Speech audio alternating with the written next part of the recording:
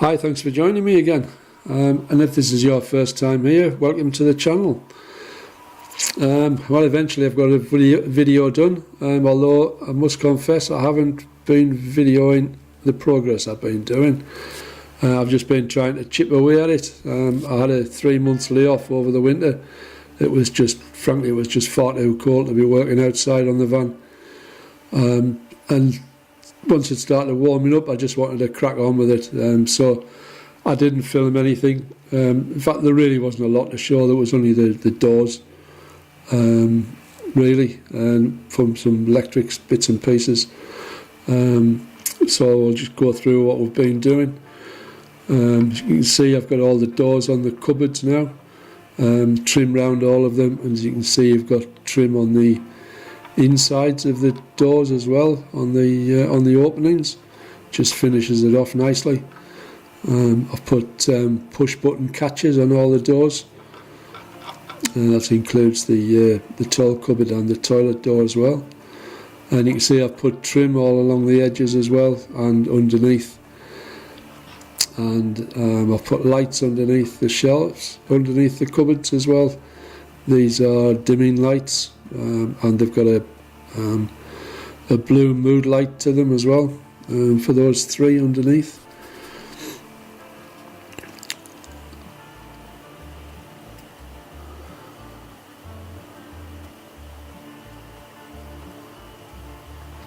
So you can see we're just about there with the build now. It's nearly finished. All I've got to do is the bedroom area. Apart from a couple of minor jobs, I've got all the front of the cabin done now. I just need to get the seating made. I'm going to do some bench seats, like sort of window seat cushions for the two sides, and then I'll get cushions made for the infills for the bed. As you can see, the cupboards have all been lined, and I've put a reading light under this cupboard as well, the one at the front. It's on a flexible arm. And you can see here I've added a voltmeter in the bulkhead there, and also there's a couple of USB sockets and a 12 volt lighter socket as well. The voltmeter will just give me an easy reference to keep an eye on the state of charge of the batteries. And I've added a lagoon table leg, and this is actually bought that tabletop. I can't remember the name of the pattern. It's a well-known one, but I think it just goes with the van nicely with the colour scheme, and it's got the same colour trim on as the cupboards as well. And you can see it's fully adjustable, which means you can store it out of the way when you're travelling. You can lock the leg as well. And I think I've shown this before, but this is the storage cupboard, which pulls out to makes the one of the side legs for the bed.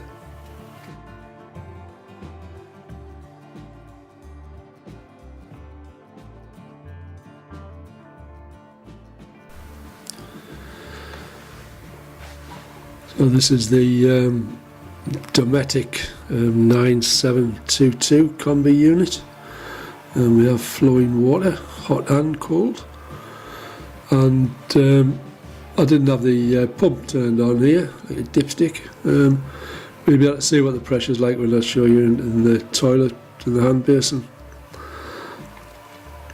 Gas is all working now. I can only show you one burner working because you need three hands, one to hold the camera, one to turn the knob and one to press the button.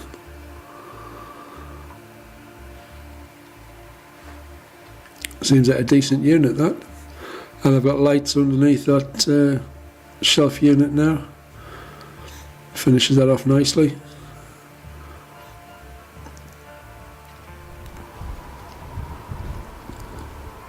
And I've put an edging strip on that on the worktop as well. That just finishes that off. And there we are, cupboards underneath the sink. Again with the push button catches. couple of shelves in there. So I've got to fill that hole in. That's where I put the vent for the heater on the wrong place, so I need to fill that in and cover it over. That's one of the jobs I need to finish. And also I need to put a magnet on that drop down cupboard door. With 3 drawers here. See, I've still got to put the magnet on there yet. It's got a bit of blue tack on, but it's not holding it shut. And that's the intake for the heater. This is a Dometic CRX 50 fridge, and these are just the controls. The fridge is powered direct from the batteries. I've put a cut-off switch there, just so I can switch it on and off when I need to. Saves having to get under the seat all the time. So moving round to the tall cupboard here. These are where the bed frames store, in that centre portion. That's a little transformer in the top for the extractor for the bathroom. It's a 240 volt extractor. I couldn't find a decent 12 volt one, so I just went for the 240 volt. I know it seems a bit daft getting it up to 240 and then dropping it back down to 12, but it's a much better extractor. So we've got a light switch there and extractor switch. Got a toilet roll holder and towel rail on the back of the door. And we've got a shower rail there as well. The shower curtain will protect the door from any splashes.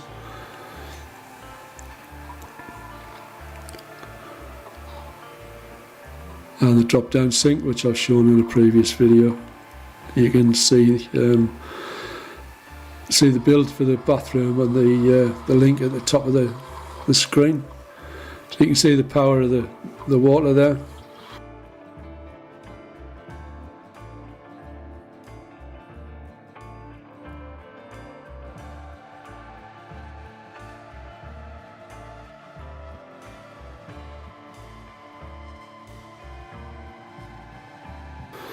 So this is an electric flush for the toilet. It comes direct from the tanks that are under the van. So there's no holding tank that you have to fill up with water. Don't worry, it hasn't been used yet. There's no unsightly scenes that you're going to see there when I open the vent.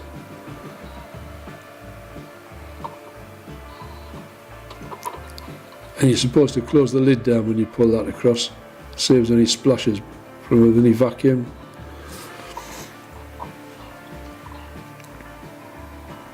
And I put a vent in the door for the bathroom as well. I know there's a gap around the door as well, but just to create a bit more air. When the extractor's on, you need to be able to get some air into the room. So the cupboard here, I've taken the bed frames out and now put the tabletop stored away in there now. And I've dropped the table leg down. And I'll just show you with the bed frame in position. So this is the first one. You can see they're held in place by little blocks of wood. And this is the second one. That leg there to stop the leg from moving around. I added a couple of extending wooden pieces on the end of that bed frame there. It just, as I say, it helps keep the leg in position, stop it moving. You don't want it falling off in the middle of the night. And I'm 15 stone and I've sat on both of these and they're both perfectly fine. And they're made out of 37mm timber, square timber. The side bits, that is, not the lats, obviously. You can just see the little wooden blocks there. So we'll just have a quick run through the different services that are in the van. We'll start off with the gas. You can see there's the gas locker here. You can see this being built in a separate video. so it's easy enough to reach in there. Once the bed frame is in position, it'll be easy enough just to get in there and turn that on and off. This is the adapter I used for the bulkhead. It's a 8mm by 5/16 adapter, as I'm using 8mm copper pipe for the build. So this is the gas pipe that runs all the way under the kitchen unit.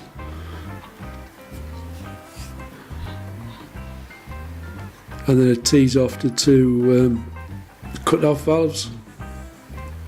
I can cut off each item separately. You know, I can cut either the gas heater off or the hob. If one of them fails, it means I'll still use the other one. And then the pipe comes all the way back there to the gas heater.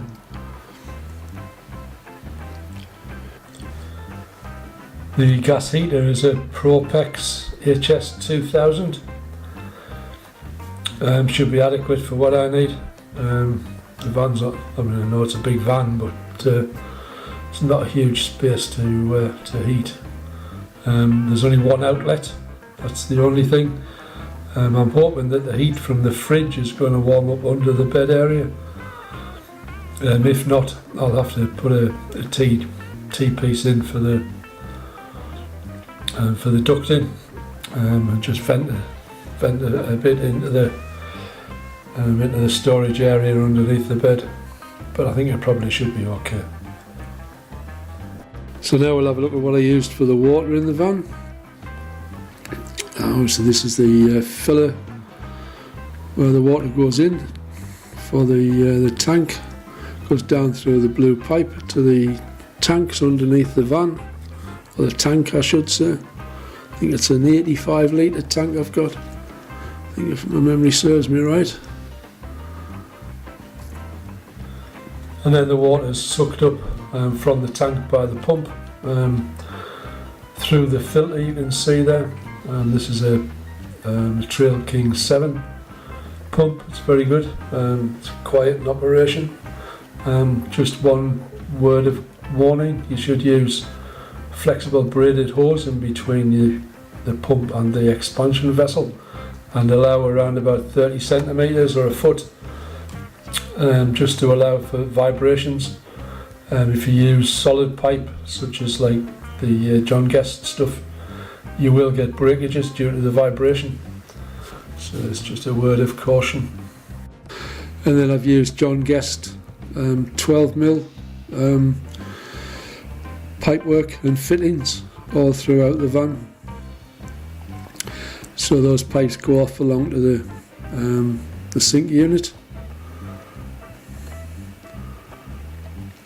And these ones here go over to the toilet and the hand basin and the shower. And we've got hot water in the van as well.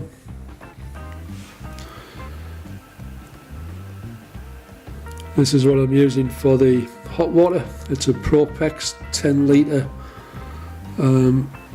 storage heater. It runs off 800 watts of power, so obviously I can only use this when I'm connected to shore power. It's far too powerful for drawing from the batteries. There's an overflow valve there, vent I should say, goes out straight through the floor of the van, and I put an overflow and a drain for the cold water as well. It just means that when I come to winterise the system, I can drain all the water out. I'll just open the vents and it'll drain all the system. That just goes straight out through the bottom of the van as well, just onto the ground.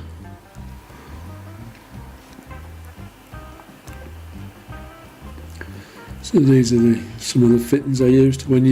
If you're using hot water in your van, don't forget to use the little inserts for the ends of the pipes.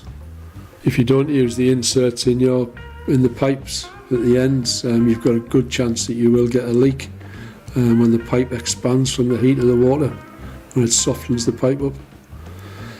And this is just the valve I used for the drain.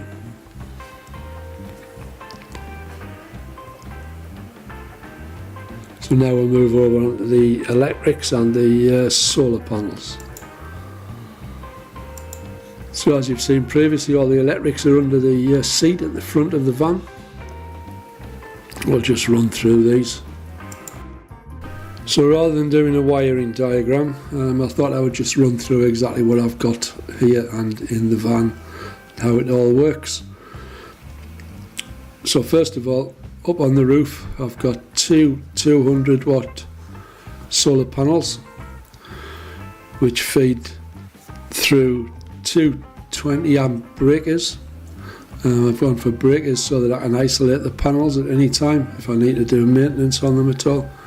Just need to click the breaker off and then I can get access to them without having to start disconnecting everything. This feeds into a 30 amp MPPT controller. I went for 30 amps just to give me a bit of expansion should I want to add another panel at some stage.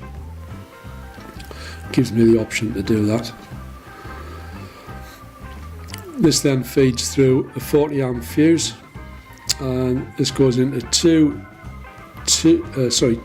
120 amp AGM leisure batteries, which will give me enough power for my needs. The batteries are connected in parallel.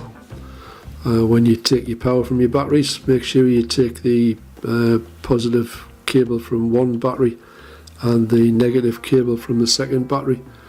This will ensure that you get a better flow of electricity and your batteries will both wear out at the same time. Otherwise you'll end up with one battery that's completely worn out and another one that's got a half-life left with it, and then you'll have to pair that up with a brand new one, which isn't the best scenario. So the power then goes through a cut-off switch and a 20 amp fuse before it comes into the Sergeant control unit, which is the EC155 model.